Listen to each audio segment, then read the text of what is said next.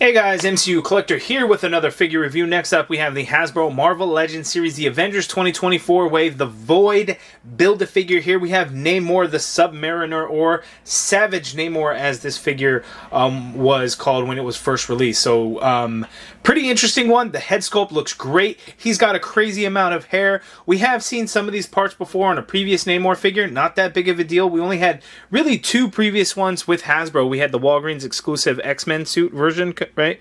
And then we had this one, the classic Namor that was in the Okoye Build-A-Figure wave. So this one uses some of the parts here. It looks like there might be some new stuff. I'm going to kind of go on and take a look at it, you know, when we open it up and see what's going on. But the head sculpt on this is definitely going to be a highlight because I think it looks absolutely fantastic.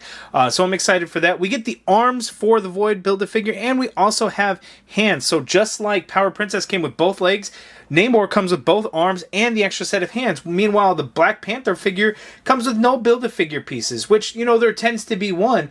But, you know, I'm surprised Hasbro didn't space it all out and make you get all 7 figures to build the Build-A-Figure. It's just a little bit surprising to me. Artwork for Namor looking pretty savage there on the side. He looks pissed off and angry like crazy. They're looking at that image of him, even more pissed off and crazy looking. His bio reads, half human and half Atlantean. The mutant Namor always fights on behalf of the kingdom of Atlantis.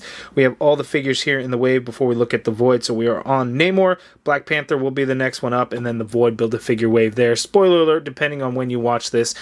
This is the evening of December 30th. I will be doing these two videos the morning of New Year's Eve to have this whole wave completed before 2024.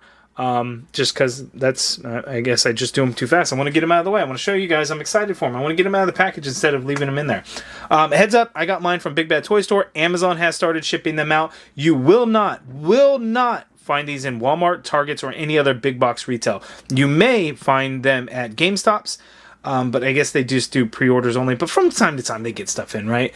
And then specialty shops, so local comic shops, whoever probably orders from EE Distribution, Entertainment, or its wholesale side, and they carry Marvel Legends, you'll likely find these there. So those are the stores that you're going to find them in. Otherwise, online's the way to do it. Amazon, Fan Channels, Entertainment Earth, Big Bad Toy Store, Toy Snowman, Nerdzoic, all your favorite action figure collectible sites should have them. So just a heads up on that. So Namor, let's get him out of the box and take a look.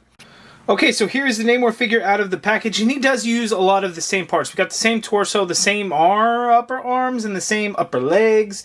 But we got some new stuff going on here, which is pretty cool. The figure does look really good, so I am happy with that. Like I had mentioned before earlier, we have both of the arms for the Void Build-A-Figure. So we have these here. That's weird, looking at the hinge on that shoulder. That's an odd design. I don't know if I ever noticed that before, that indent there. Because I think these are the same arms as the Venom figure, the movie Venom figure. I don't know.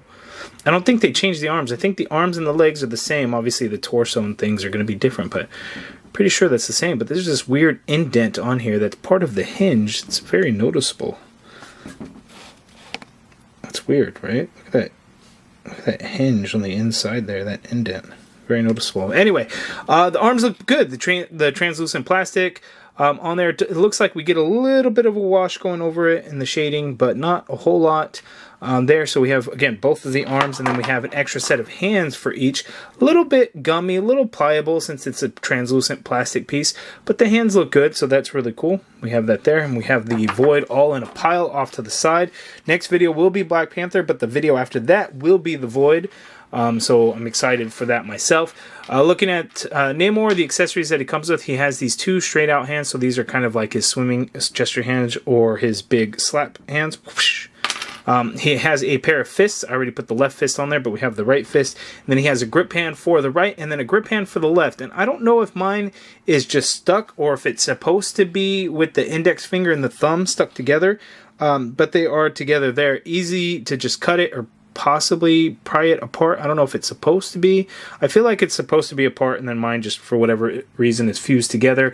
Simple enough. You could just separate it. You can get an X-Acto knife and do that, and he can be able to hold on to the trident just fine. But we have the trident here. I didn't double check this, but I'm almost positive this is the same exact trident that came with the Namor, the classic Namor figure that came in the Okoye Build-A-Figure wave. So we have this here. It's just done in this goldish plastic color.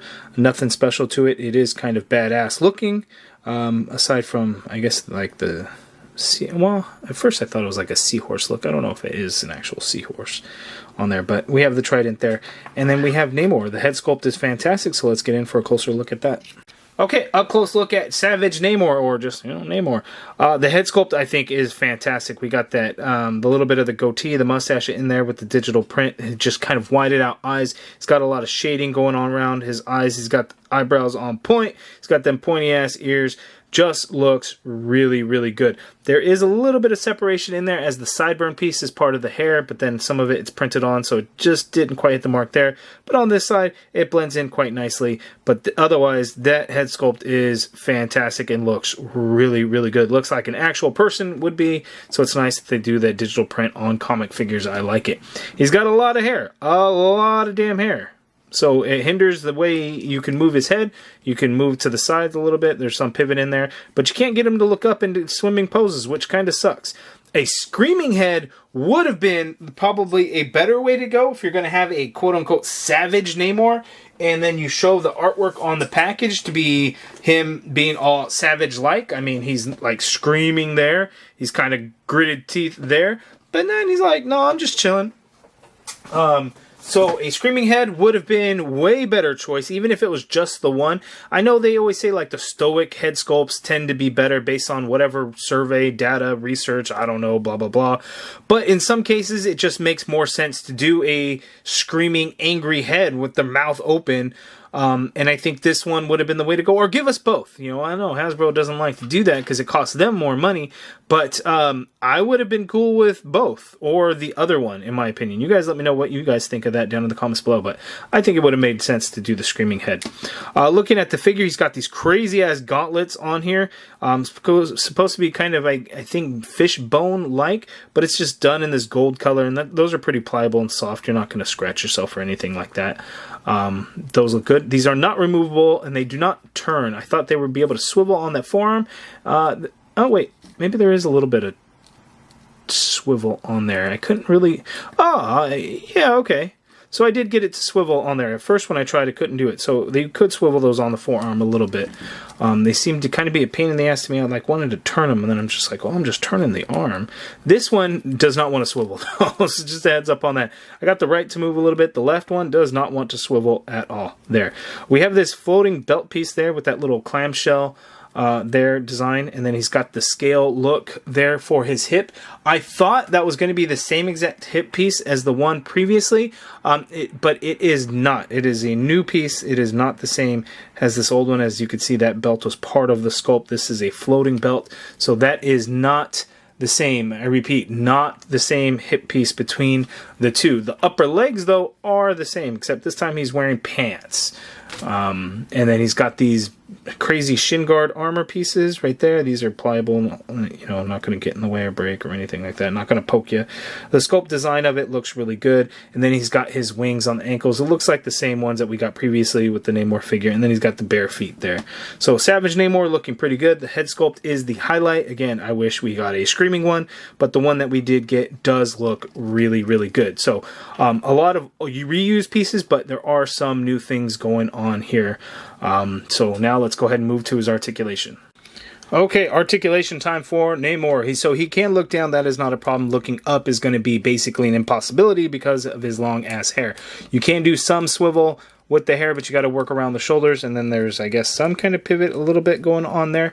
The shoulder you can get to go straight on out like so. You get a full rotation in there. You got upper bicep swivel, double jointed pinned elbows. The skin tone of the pins doesn't really make a difference whether it's pinless or not pinless, in my opinion. The elbows are not gummy or anything like that, so no issues there. Wrists swivel, and they do hinge. Standard horizontal hinge on all the hands, the grip hands, the fists, and the swimming hands.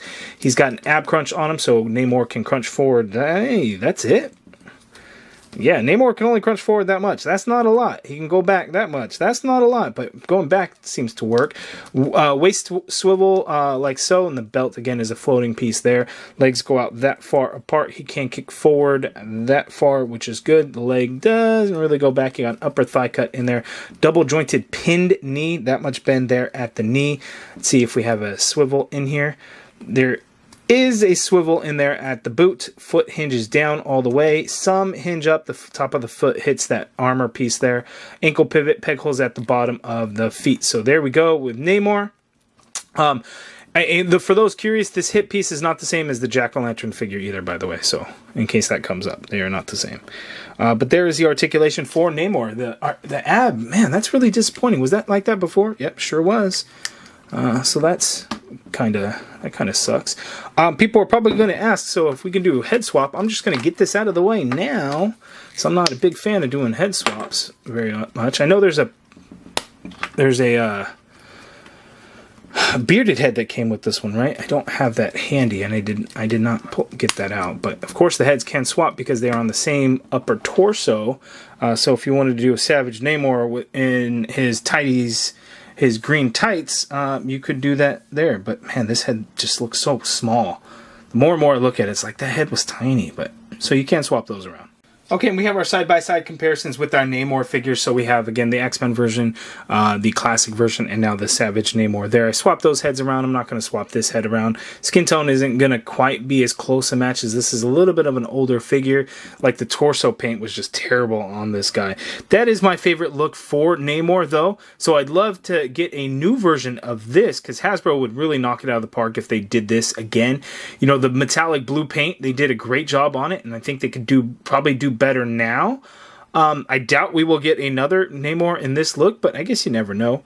But we have these ones. We did get the MCU version. I am not going to pull that one out since we're kind of sticking comic-based wise here. But we have these three. You guys let me know down in the comments below which is your favorite look for Namor, the Submariner, and which one do you think is the best figure out of the bunch. Okay, and then cloned to his cousin Namora, Namorita here with Namor to show the half Atlantean, half humans here. So one blue skin, one not in blue skin. I'm sure people prefer, again, the pink skin version of Namorita. We did not get that, but here we have the two, again, half Atlantean, half humans.